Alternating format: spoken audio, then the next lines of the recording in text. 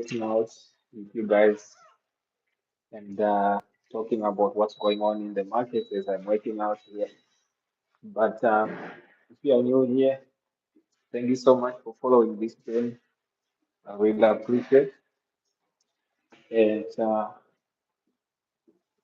let's get started. I plan to do about um, 20 minutes of run on the treadmill, and then I'm gonna then probably just work on my muscles, legs, and see how the day will go. So if you are new here, comment where you are watching from and share with me what you would like to see me post on my channel here. But most of you probably know that I talk about investing, about trading, and make sure you follow me, you subscribe, and you tune in for more content here. Like I said, the goal is to just share with you guys some experiences that I'm learning along the way in the market and also in this world, in this fitness journey, because I couldn't imagine, I couldn't realize how bad my fitness situation had gone until the day I was running to catch the bus and I almost passed out. So that's when I decided to say, you know what? So that's why I'm working out. And today is day 11, Monday to Friday. I want to work it. So that's my goal. So I'm excited about that. That at least I'm sticking to my weight. Hi, where are you watching me from? Make sure you comment, you let me know where you are watching from. And also have been following the journey. I talk about trading and investing, and I do that full time in the US and mostly US and Canadian markets. Hello, guys, and make sure you subscribe, you comment, you tell me what kind of content you want me to bring in this content. This week has been very interesting in the markets. The US stock market, if I look at the S&P 500, the Nasdaq, they all closed the green. In other words, the market went up. So what does this mean in my view? I think most people who follow the market, they know what is known as the Santa Claus rally. Monday is gonna be holiday. So what's gonna happen is that what has been happening historically, and again, whatever I say here is not supposed to be taken as investment advice. There is the Santa Claus rally. Most people tend to be generous. The trading volumes tend to be thin, but the market historically has tended to go high. So what did I do today in my trading portfolio? I did nothing other than close one position that I had. I like to play defenses. Each time that I see profits, I take profits and then move on to the next trade. And that's how I manage risk. I've seen that sometimes I have been making this mistake that sometimes I take profits too early, and sometimes I don't even take profits. And then the market is drops, and that profit that I would be seeing is just unrealized profit. It's gone. So for me, what I want to do is I want to consistently compound the gains.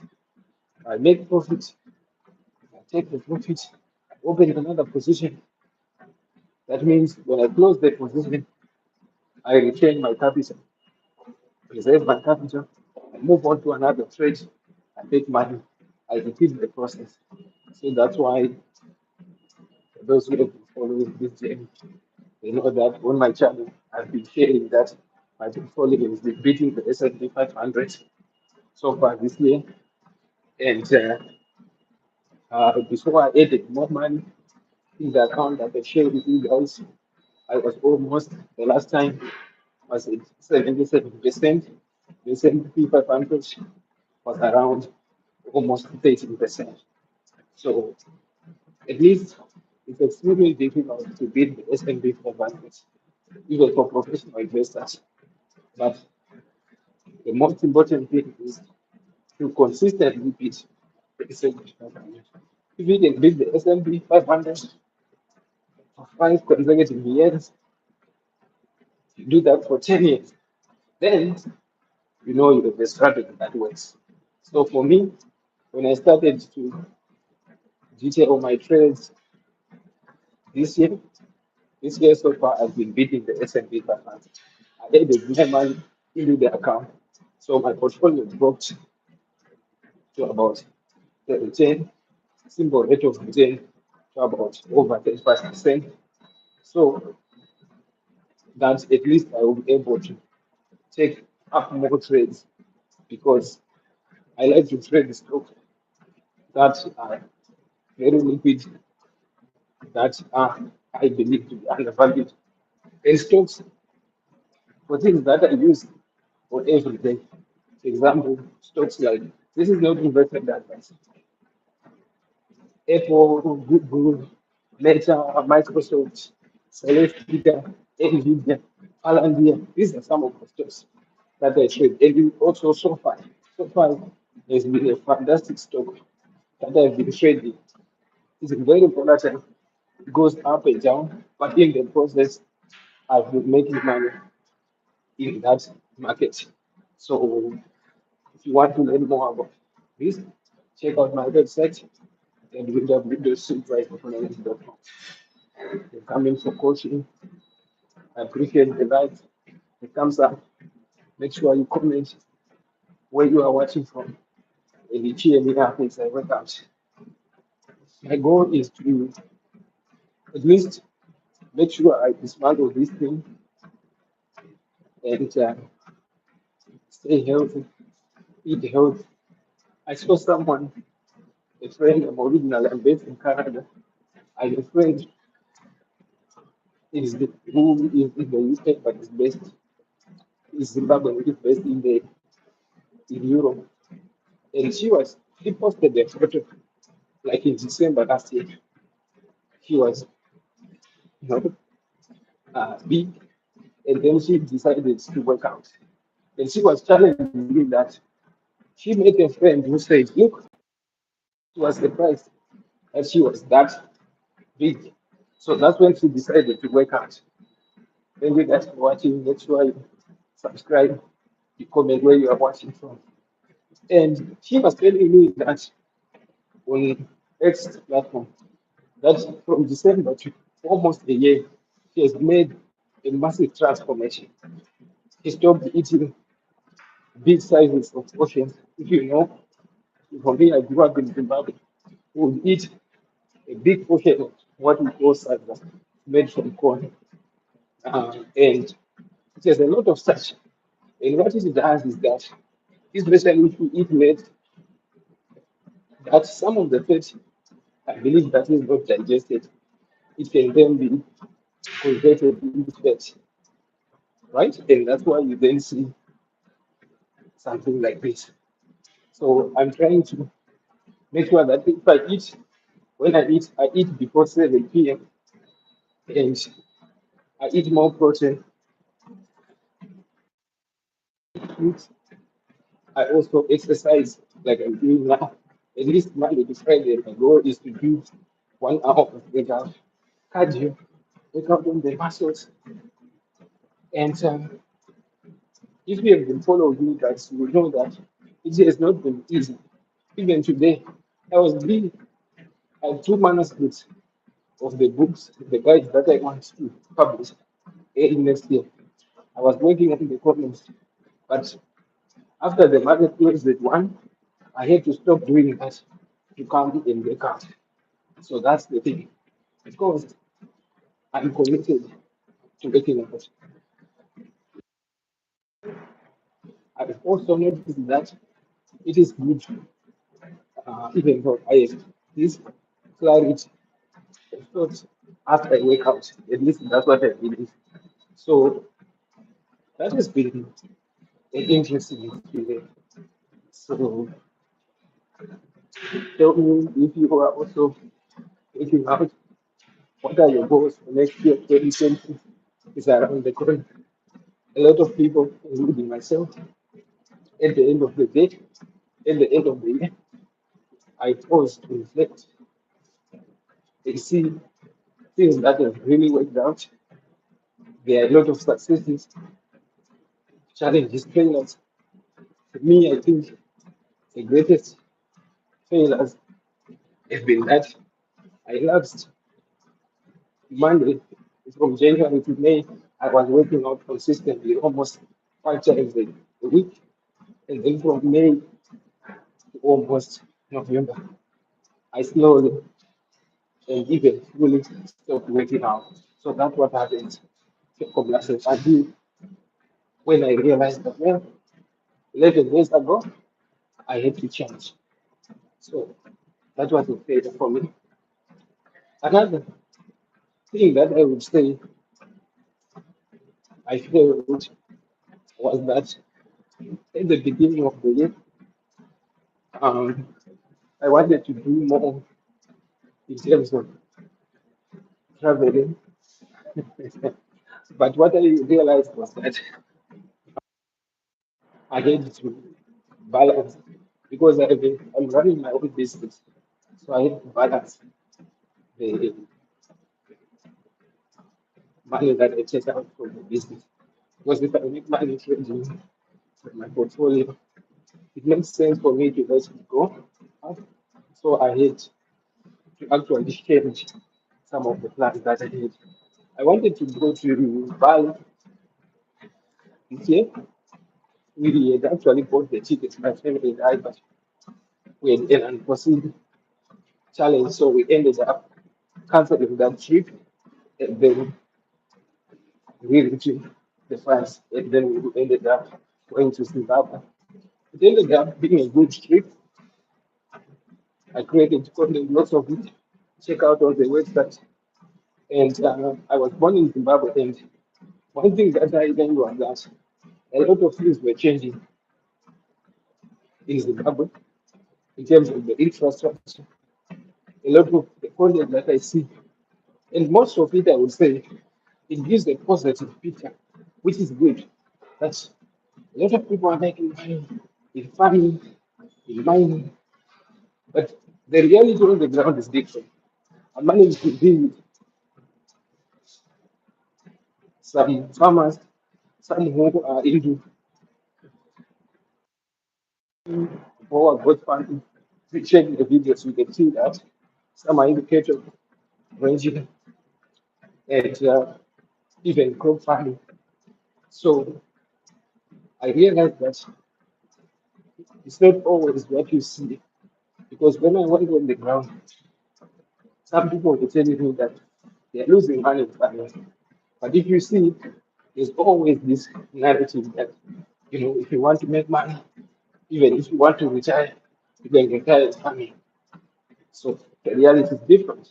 Not everyone is making money. Maybe because of different reasons. I even really get to that to conclude that this is the cause. This is the reason why most people are losing money. But from some farmers, what I learned was that what they tell me was that you need to be hands on. You need to have capital, but you also need to understand and use technology. For example, make sure that you have security around the compound. So some people now they have cameras around the farms so that you avoid theft. Or if at least people know that they are the surveillance is because some people lose money from their own farm workers stealing from them. And most people will use money from the animals for those who do farming, animal husbandry, cattle die in outbreak of a disease. I think it's called January disease. That's caused by ticks and parasites. So that's what I learned. So a lot of diaspora folks, American folks from Africa, and precisely in this case, those Zimbabweans who want to invest, a lot of them they lose money in real estate. For example, they buy land, turns out it's not really authentic in terms of the type produced. So a lot of people lose money. So I spoke to some realtors, and what they were telling me that was that a lot of people they just overlook the importance of title deeds. So if you are in the diaspora or if you want to invest in Zimbabwe or other countries, emerging countries, make sure you do it through the legal channels. You do your own due diligence.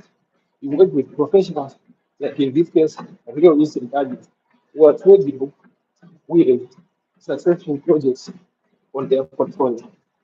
Now, most of them have to understand the market overall because if you are, for example, in Canada, in Ontario, I was talking to my friend who recently they purchased a house in Alberta, and they were telling me that also I noticed it in Ontario, some people have lost 30% in the real estate. They bought houses when the market was at the top.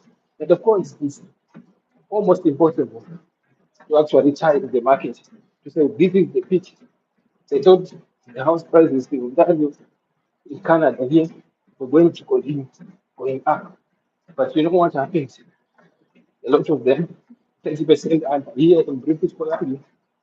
Um, where I was living, I was renting.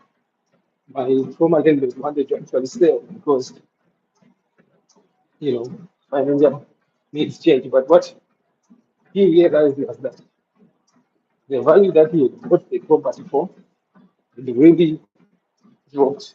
So he lost money. So it's possible to lose money in real estate, even here in Canada.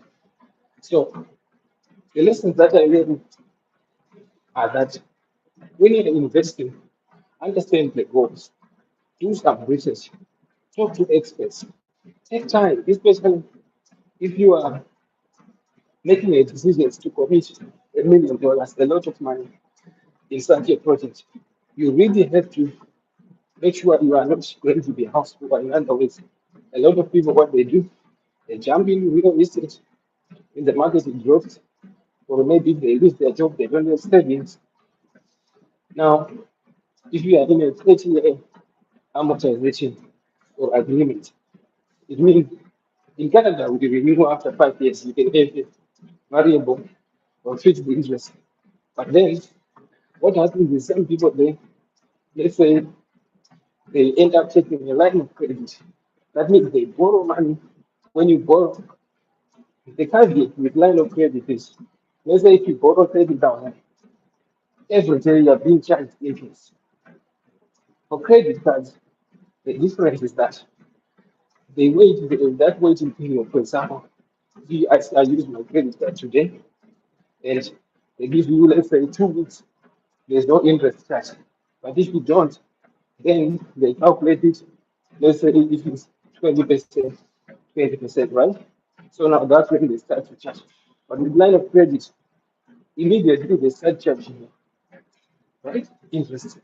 So it means nothing that you'll be paying the mortgage and then you have line of credit. So it ends up being complicated. So in summary, be careful when you want to invest your money, whether in real estate, in stocks, in whatever asset, because it's not easy. If it was easy to make money, who doesn't want to be rich? Who doesn't want to have millions? So I always tell my clients who come for coaching on investing and trading in the stock market that always ask for track records, do your own due diligence before you commit your money. And I think I'm gonna end on that note. But thank you so much for tuning in and supporting my work. Make sure you subscribe, you comment, and tomorrow, God willing, I'm gonna come hit the gym again. And Friday, I will be traveling to Europe. Like I said, So, but I changed my mind that instead of wanting to wake up when we arrive, I'm going to wake up and aim to work out because this gym opens at 5. So I can come in the morning, our flight is at 11. So I come, I do the workout in the morning, and then I know that I will have a week that is complete with, completely working out as I promised myself. So then this come another day, I really appreciate you guys. Make sure you follow me, and I will see you in the next one.